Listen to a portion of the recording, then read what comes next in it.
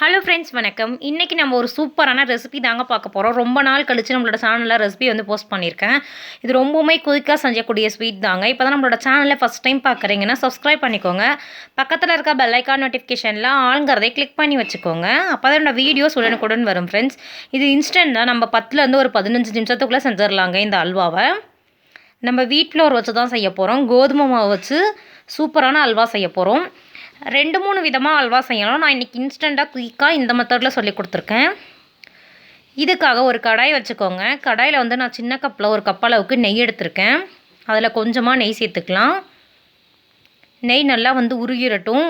ஒரு 10-15 முந்திரி வந்து உடச்சி வச்சுருக்கேன். நெய் நல்லா கரைஞ்சி ஹீட்டாகி வரட்டுங்க. இப்போ உடச்சி வச்ச முந்திரியை வந்து இதுக்குள்ளே நம்ம சேர்த்துக்க போகிறோம்.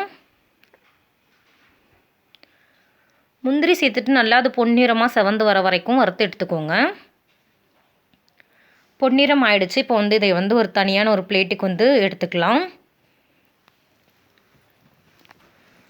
இது ரொம்பவுமே குயிக்காக செஞ்சிடலாம். டேஸ்ட்டு ரொம்பவுமே சூப்பராக இருக்குங்க. முந்திரி வந்து பொரித்து எடுத்துட்டோம். சேம் இதே கடாயில் வந்து நான் 1 கப் அளவுக்கு கோதுமை மாவு எடுத்திருக்கேன். 1.5 கப் அளவுக்கு நான் எடுத்துக்கிட்டேங்க. எடுத்த கோதுமை மாவை வந்து இது உள்ளே சேர்த்துட்டு நல்லா வந்து லோ ஃப்ளேமில் வச்சு நல்லா லைட்டாக வறுத்து விட்டுக்கோங்க.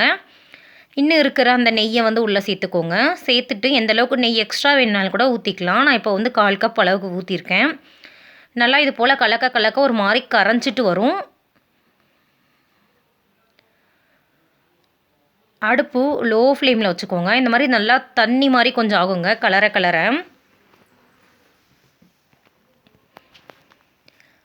ஒரு ஓரமாக எடுத்து வச்சுட்டு நெக்ஸ்ட்டு இன்னொரு பாத்திரம் வச்சுக்கோங்க. அதில் ஒரு 1/2 கப் அளவுக்கு சுகர் சேர்த்துருக்கேன். கோதுமை மாவு 1.5 கப் எடுத்திருக்கேன். 1/2 கப் அளவுக்கு இப்போ சுகர் சேர்த்துட்டு இது வந்து கேரமலைஸ் பண்ண போகிறோம். லோ ஃப்ளேமில் வச்சுக்கோங்க.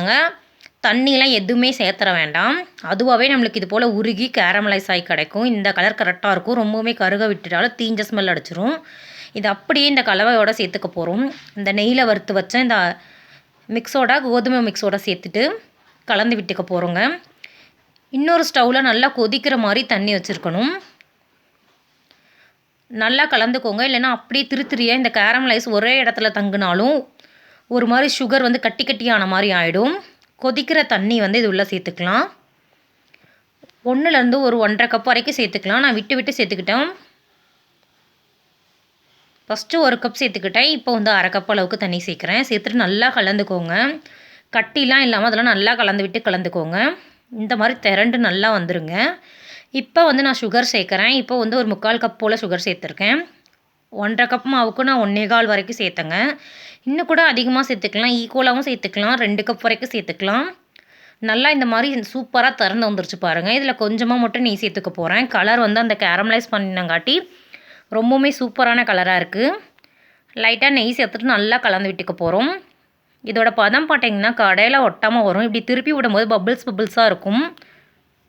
இப்போ வந்து வறுத்து வச்ச முந்திரி சேர்த்துட்டு நல்லா கலந்துக்கலாம். கடாயிலேருந்து இப்படி திருப்பும் போதுங்க பபிள்ஸாக வரும். ஒரு மாதிரி ஒயிட்டாக பபிள்ஸாக இருக்கும். அதுதான் இதோட ரெடியான பதம். அவ்வளோதான் ஃப்ரெண்ட்ஸ். ஆட்டா அல்வா ரொம்பவுமே சூப்பராக ரெடி ஆகிடுச்சு. ரொம்பவுமே டேஸ்ட்டாக இருக்கும். கண்டிப்பாக இந்த ரெசிபி ட்ரை பண்ணிவிட்டு எப்படி வந்துச்சுன்னு கமெண்ட் செக்ஷனில் மறக்காமல் சொல்லுங்கள். வீடியோ பிடிச்சிருந்தா லைக், ஷேர், கமெண்ட் பண்ணுங்கள். தேங்க்ஸ் ஃபார் வாட்சிங் திஸ் வீடியோ. Bye friends.